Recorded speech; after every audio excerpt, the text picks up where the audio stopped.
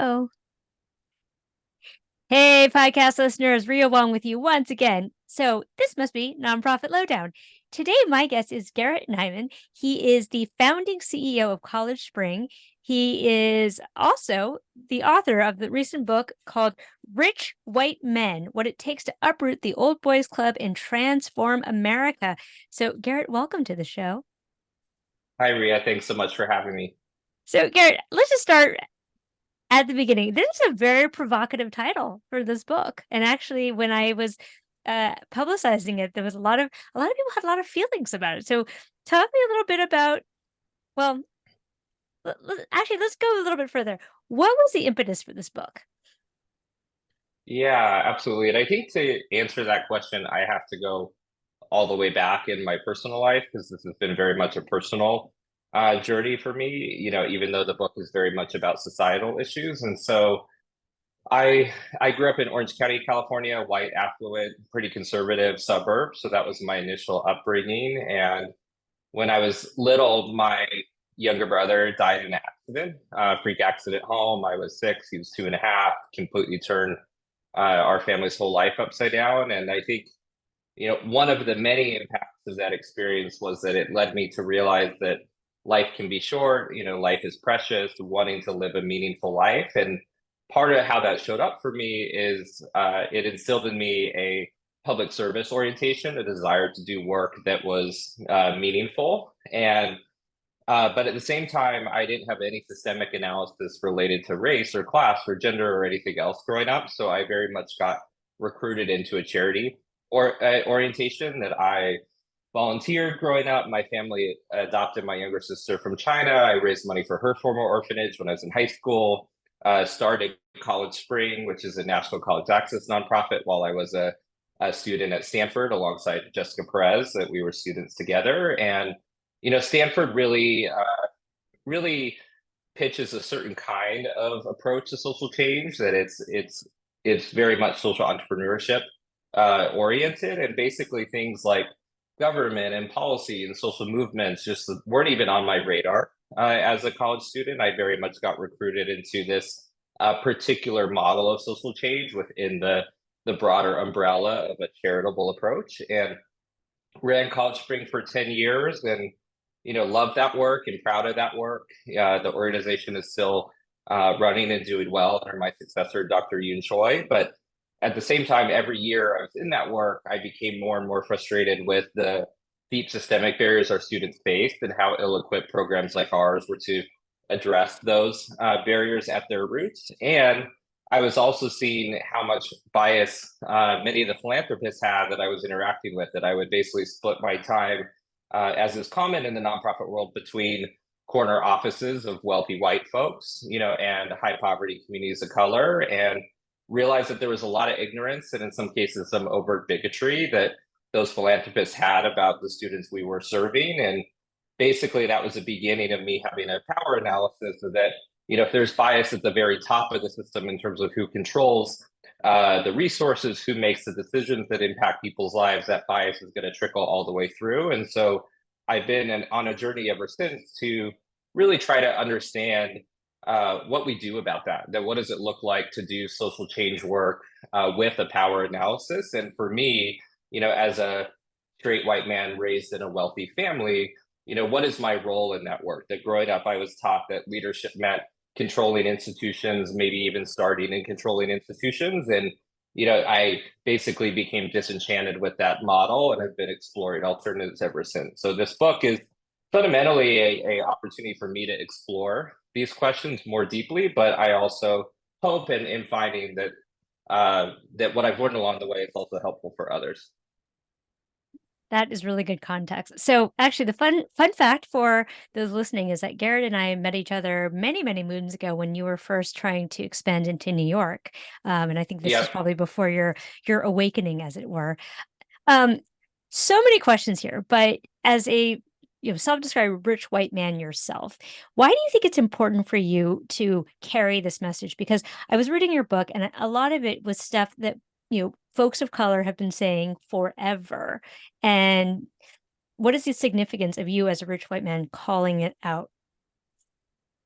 Yeah, it's a really good question, and it is very much fundamentally the case that this book is a rearticulation or reformulation of ideas and approaches that, like you said, that white women and people of color have been pushing for centuries. That I do think, um, part of, so maybe I'll talk about white men in the work in general, and then also talk about it a little bit in the context of this book. That I think part of how I see it is like that if for those of us who care about social justice, like if we're trying to move a rock up the hill, and there's like a lot of people of color pushing that rock up the hill, there's some white women pushing the rock up the hill, and there's barely any white men who are showing up for that conversation. That, if more white men show up and participate in that work, we're going to be able to push the rock up the hill faster, particularly given the power that white men wield in society. So it's not about white men having a uniquely important role or anything like that. It's just that it's a piece of the puzzle that has been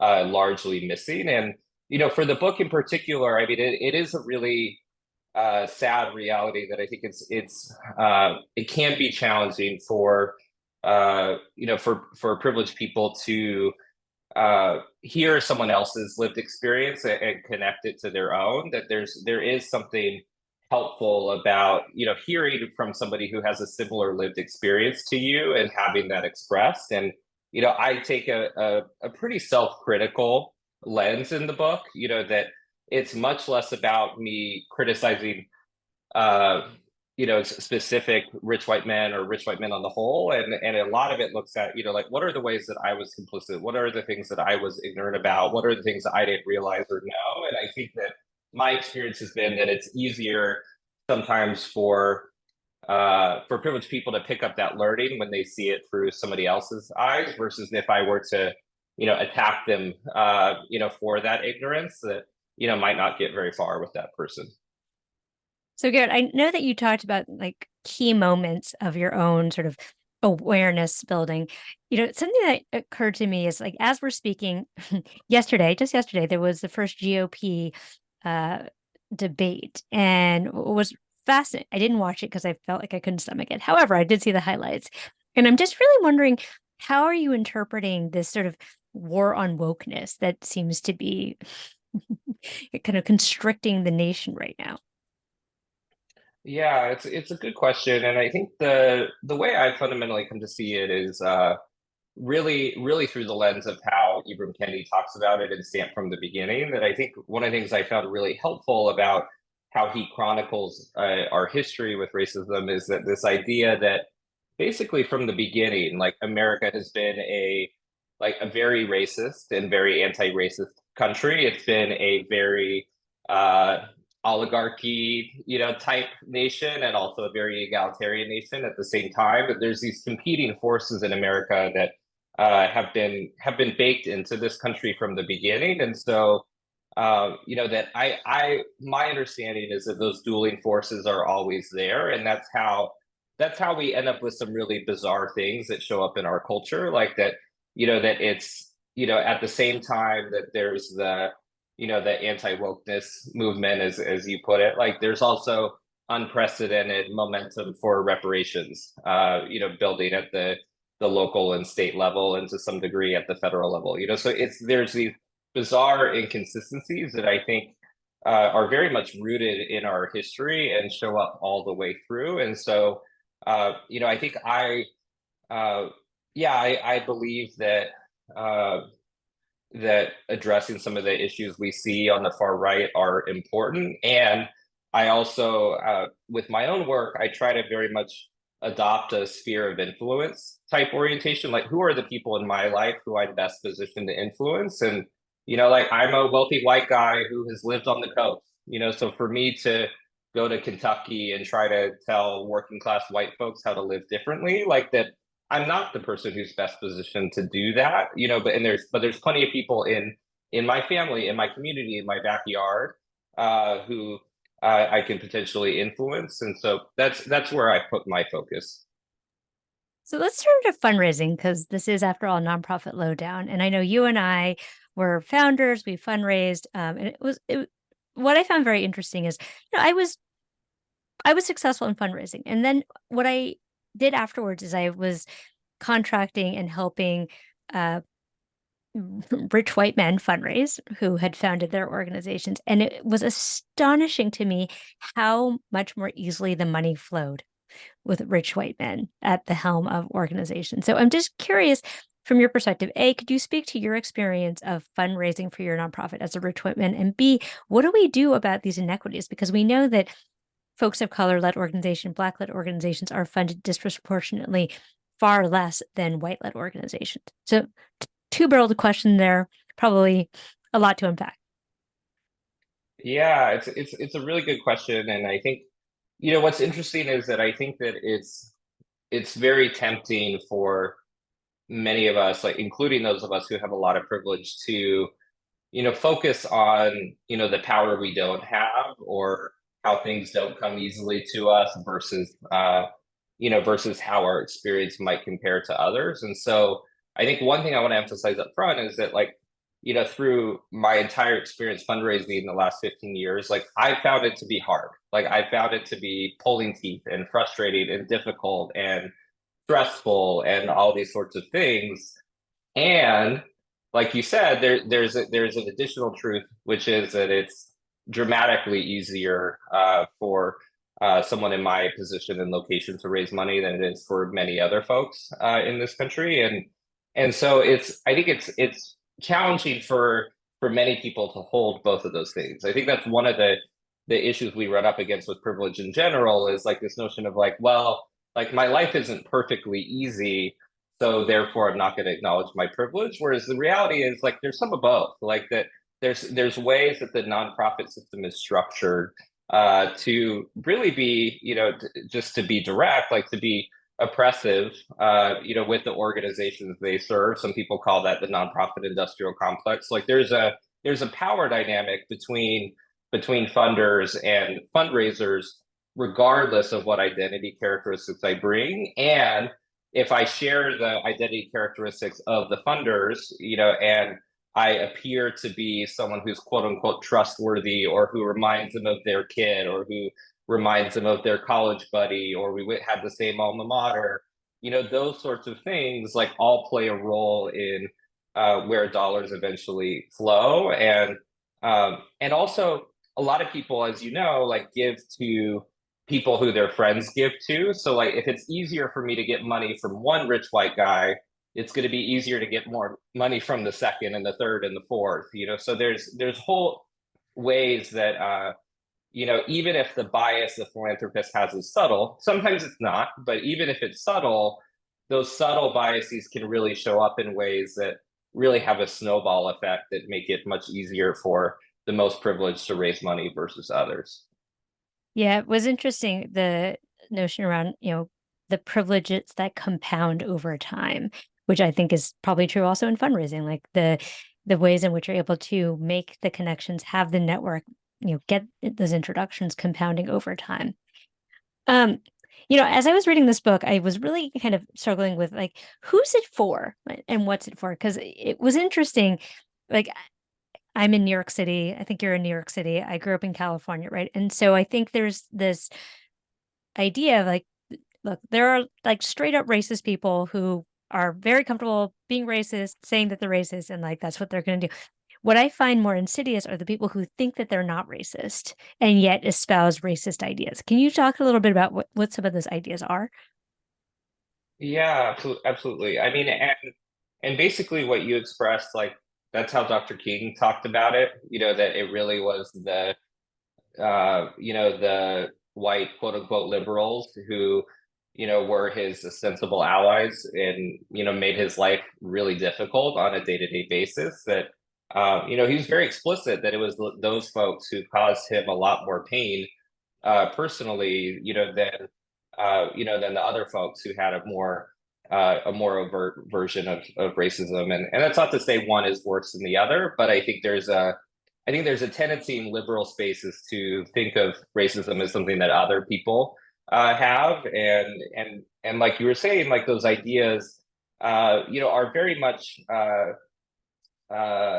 integrated into the culture on the whole. So, like, ideas like, I mean, basically, like, the way I've come to see it is, it comes very down simply to, like notions of superiority versus inferiority. That do I believe that a certain group of people is smarter or more hardworking or makes better decisions or cares more about education, all those sorts of things. And there may be variability within individuals. I think there's a lot less than people claim, but like even if there are some differences in individuals, that if you try to make those claims about groups, that one group is superior to another, I think of all of those now as racist ideas, and I think part of why it's so hard for privileged people to get on board with equity is that many privileged people still don't believe that systemic discrimination explains disparities, that there's other reasons, like ways that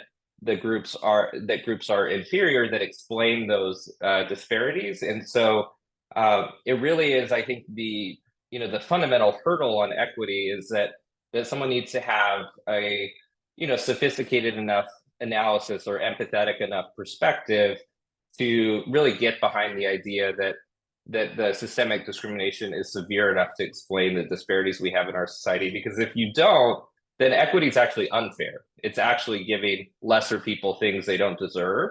That it actually takes an orientation of like, no, we're really equal, and therefore the disparities we see in our society are the result of society being unequal, not people being unequal.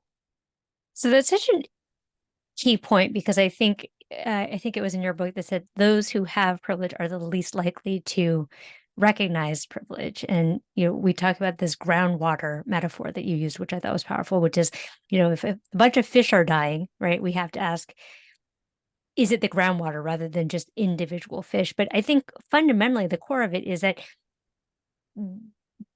if we are going to build a more equitable society, we are asking people with the most privilege to give something up. Are we not? And we know people don't like to give up stuff that they like. So how might you, I guess, inspire or spark this conversation if we know fundamentally people don't like to give stuff up? Yeah, it's a really good question, and I think in my experience, it's actually important to be honest about that. There might be some of those losses for folks that having less unilateral power, or if you're on the very high end, having less money in your bank account, after tax policies change. So I think one way we can sometimes get into trouble on social justice is to deny that those losses exist, like that, oh, equity is good for everybody, so therefore you should just embrace it. I believe equity is good for everybody, and I believe that those losses are real. So what I've tried to do through my work is to basically make the case that that all of us as a society, including the most privileged, have more to gain from equity than we have to lose. So when I think about things that I've gained from trying to live an equitable life is I have deep relationships across differences that I didn't have growing up. I hurt white women and people of color in my life a lot less. I've reconnected with my spirituality and ancestry that I had been very much assimilated into whiteness. And as I started to look at my history before someone like me was racialized as white, like that led me to become more interested in my ancestors' wisdom and Judaism and spirituality and all of these other elements. As I started to have an analysis around patriarchy, Bell Hooks talks about how that men really suffer in patriarchy because they, in some ways, because they're pressured to deny their emotions and feelings, and being able to express that more honestly has been great for reducing my anxiety and being healthier and so forth. So there's all of these ways at an individual level, that we do benefit. And then there's the societal pieces too, right? Like that it's, equity is a stronger democracy, a stronger economy. It's healing, it's less social unrest. So there's all of these societal benefits, individual benefits. And basically it's trying to make the case to folks, look, like we have more to gain if we move toward equity than we have to lose. And how do we grapple with those losses? So like, for example, when I was CEO of College Spring, I had a lot a lot of autonomous power. I was the final decision maker. Our decision making framework was very top down, like is the case in a lot of organizations. And I've had anxiety since I was a little kid. I think since my brother passed away. So I actually didn't really have to face my anxiety because I could just control my environment as best as I could. And then when I started doing equity work, I really had to learn to manage my anxiety because the last thing you want to be as a white guy in a social justice space is controlling. So if I know that, that if I'm feeling anxious and I don't manage that, I'm going to show up in a controlling way. That's not going to work in an equity space, but it might work if I'm in a dominant space. And so, like, that's just one of many examples of how, like, yes, there was a loss in that power, but as I took other steps like therapy to work through my anxiety, I didn't end up paying a big penalty for for quote giving up that power. Having power is actually, it's a lot of pressure, it's a lot of responsibility, it's a lot of loneliness. So like as I've done work that's more power sharing, more collaborative, like I actually feel more resourced and more nourished in that work than I did before. And also I'm a healthier person as an individual. So like that's just one example of kind of how all of these things are interconnected in my experience.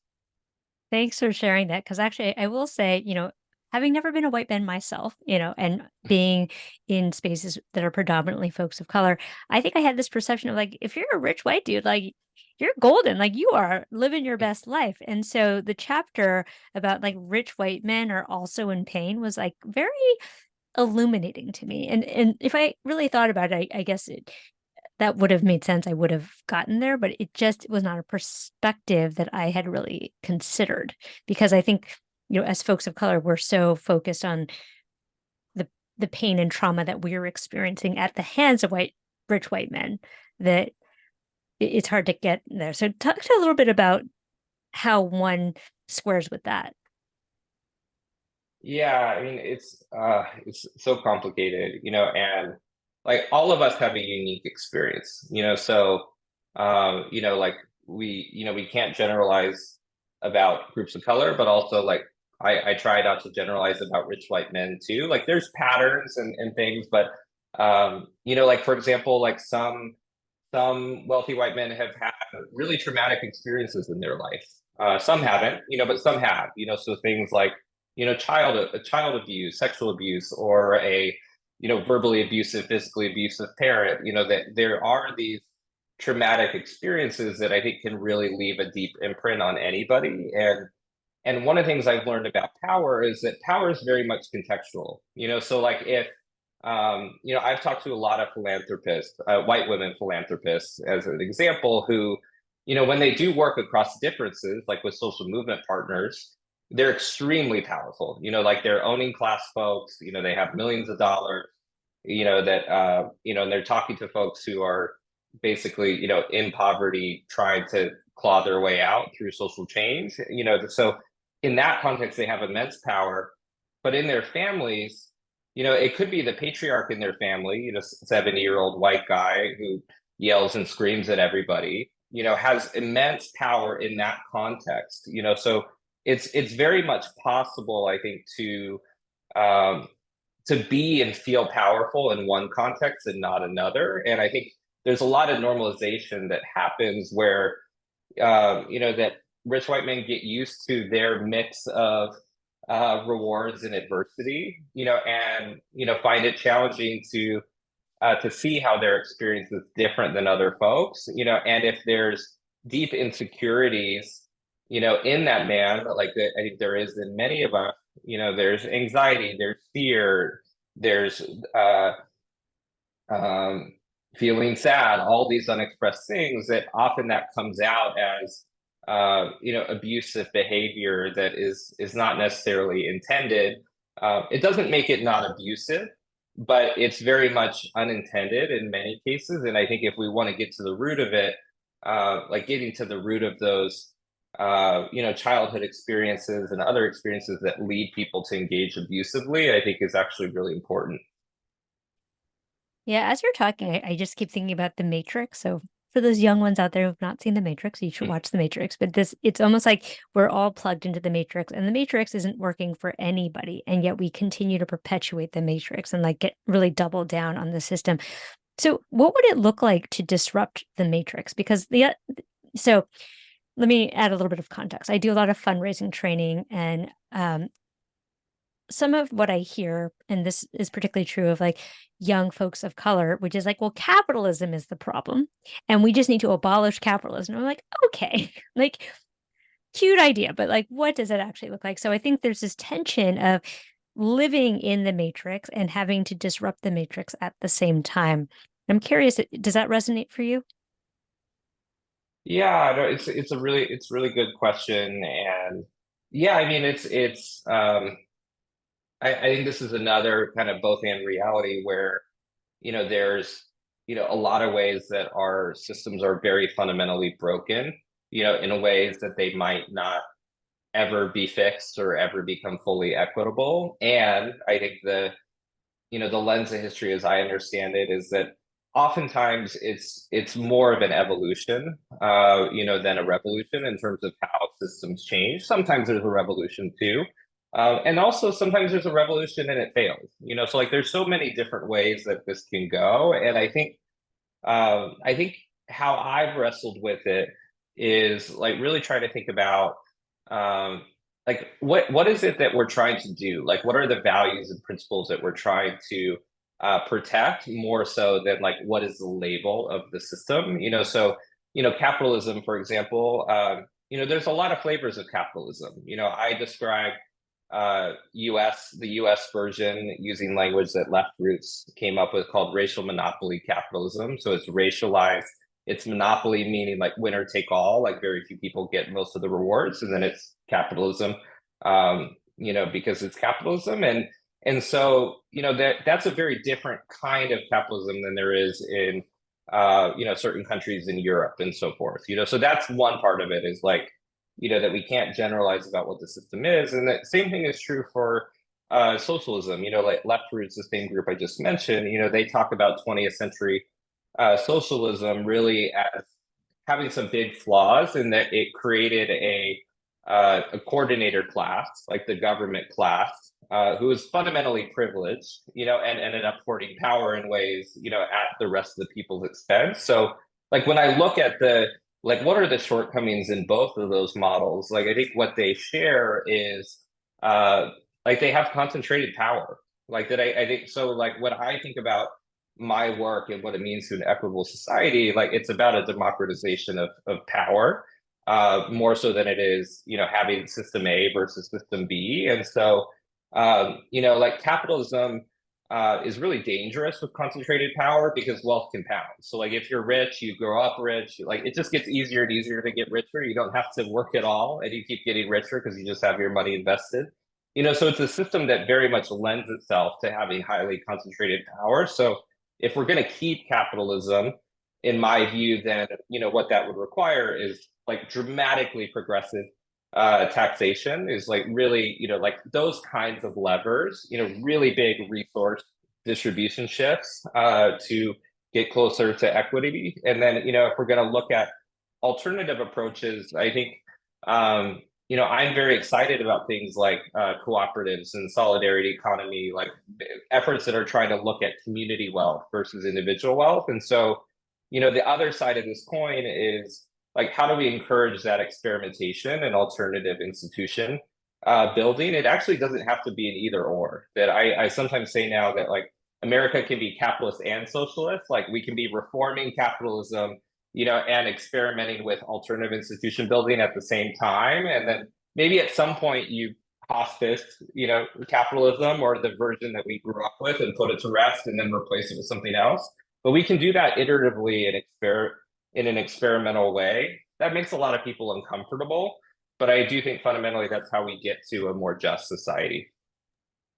Speaking of justice, I want to talk about reparations for a second. So I feel like the very word can be incredibly divisive. So I'm curious about your work, and I know that you've founded an organization that's really focused on reparations. Like, how do you talk about reparations, and do you see Do you see a path forward for it? Because I think, especially when I think about, those that have the most wealth and power, like they hear reparations and their brains explode.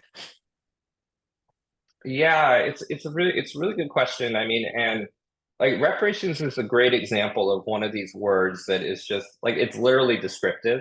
Like it's a United Nations term, to redress, harm. It's a remedy to redress harm, and with financial means being often one of the components. So like it's just a term. In the same way, actually, like the title of my book, Rich White Men, like it's just descriptive, that like rich white men hear it and interpret it as an attack, but it's just a descriptive term, and reparations is like that too. And so, I think a lot of it is like, I think about, okay, why do people experience this descriptive term reparations as an attack? And because people aren't really being attacked, right? Like that they're sort of interpreting an attack that is not necessarily intended. And so why does that happen?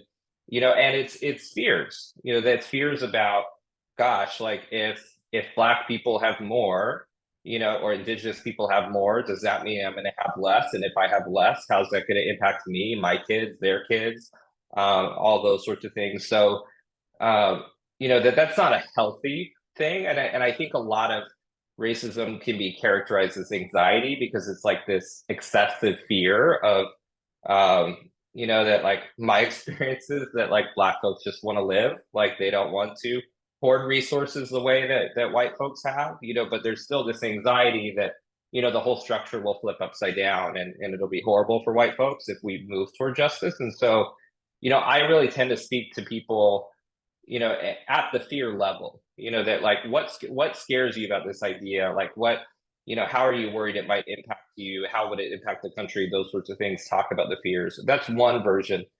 But also there's another version where I think there's a lot of people, white folks in particular, who actually support reparations or are at least open-minded to it, but they think they're the only one in their circles. Like because it has that taboo ring to it, like there are not a lot of white people who are comfortable going to a cocktail party with other white people talking about how much they support reparations. So it's also this weird thing happens where there actually is more white people who support it than express it. And that's actually been a primary goal of my work recently, has been encouraging white people and white men in particular to express their support for reparations in a public way. Because as we were getting Liberation Ventures off the ground, which is a field building effort focused on building power toward reparations, like we were surprised, Aria, Allen, and I, we were surprised. There were some cases where philanthropists who we thought were going to be against it,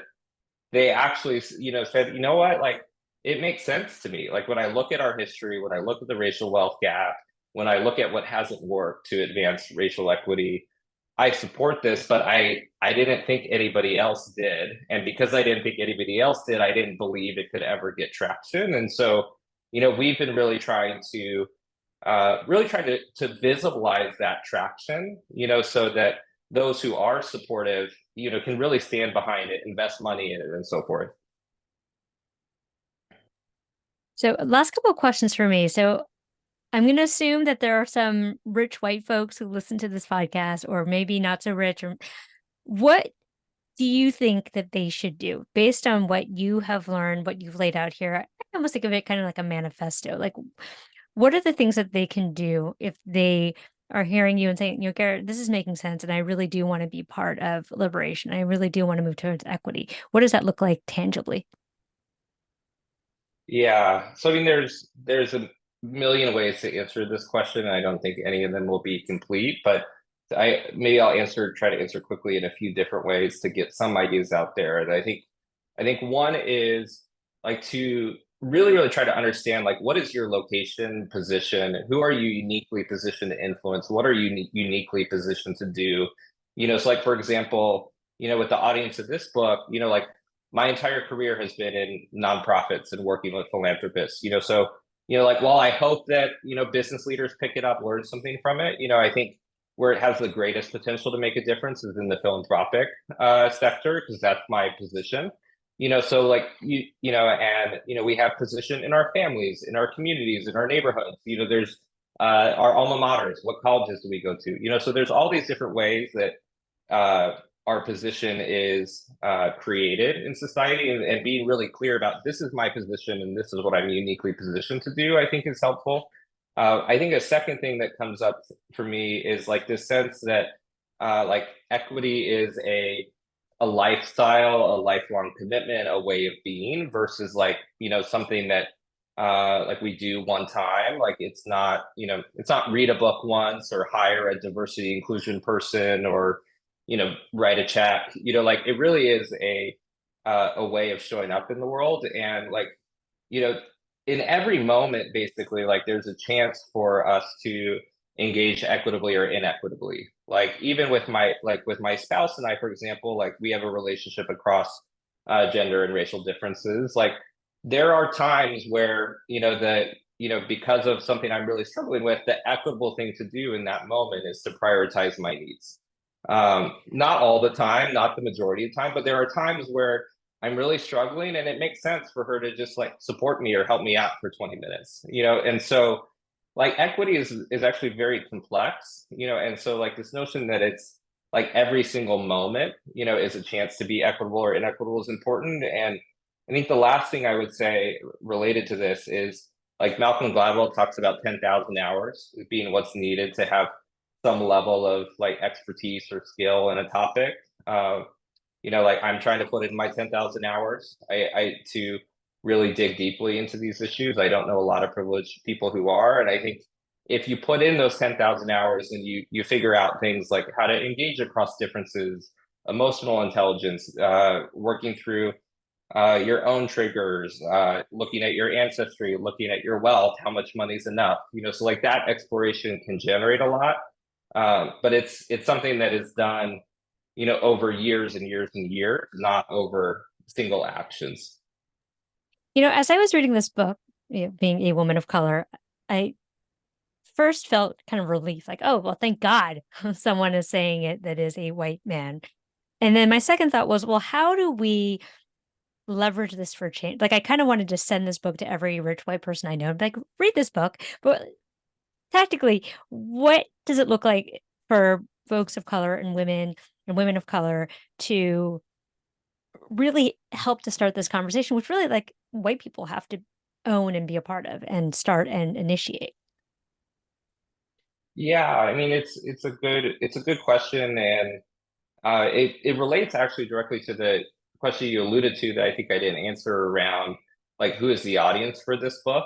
That I think ultimately, I want to reach white men and wealthy white men in particular. And it's also the case that I don't think that very many wealthy white men are going to pick this up on their own. Like if they, they're walking through Barnes and Noble and they see it, that I don't think there's very many that be like, oh, this is like the book I've been dying to read, and they just pick it up. It's going to be because their wife recommended it, because one of their board members of color recommended it, or their staff person, or their direct report, or their sibling, whatever it is, where there's these opportunities, often across differences, that I think will encourage folks to, to pick up this learning. And I think the way I see the book connected to social change more broadly is, goes back to this idea of like rolling the rock up the hill. And so like what I want, white women and people of color to know about a project like this is like there are white guys out there who are willing to roll that rock up the hill with you. And so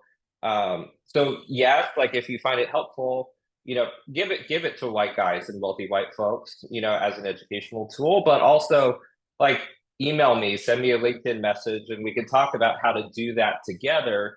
Because the reality is, like, powerful people, they're not only influenced by people who share their identities. Like, I know for me, like having relationships across differences has been invaluable for my journey and learning and so forth. And like talking to peers who have a shared experience is helpful too, so like it really needs to be an all of the above thing. And that would be my encouragement is like, yeah, how can we do this as partners to roll the rock up the hill? Yeah, that's such a good point. And actually, for those folks out here listening, perhaps you want to do a book club with your board, because I think there are a lot of really important conversations that have to be had, particularly around sort of this insidious racism that is not overtly racism, but is embedded in things like exceptionalism and, certain, like I'm successful because because I work hard, versus like you're the recipient of many, many generations of advantage and privilege. So, Garrett, thank you so much. This has been really great. Thank you for writing the book. So for those out there, it's called Rich White Men. I'll make sure to put all of the information in the show notes. And Garrett, I'm also going to put your LinkedIn profile if that's okay with you. Any Yeah, last absolutely. any last thoughts as we sign off? Anything we haven't covered yet? Gosh, I think maybe one thing that's just important to name, because I think it's a big part of this process, is so the the book is structured as a royalties cooperative. So I partnered with Alan Klobata Frimpong, who's a movement philanthropy strategist. We went through a consent-based process together to identify six organizations that would receive 6/7 of what would have been my author royalties, social justice organizations. It's all listed on my author website. So that it was really important to me that that a project like this will not turn into another wealth and power consolidation opportunity. So sharing the financial benefits of the project, but not just sharing the financial benefits, but actually having that be an accountability mechanism. So these are true partners in the effort, and if I, say things that are harmful or whatever, maybe like they can divest from our partnership. They can criticize me publicly. They'll still receive the royalties. So it really is intended to be a true accountability mechanism. And so I just wanted to lift that up as a way of, trying to practice equity, that these opportunities are there, no matter what we're doing, if we look for them.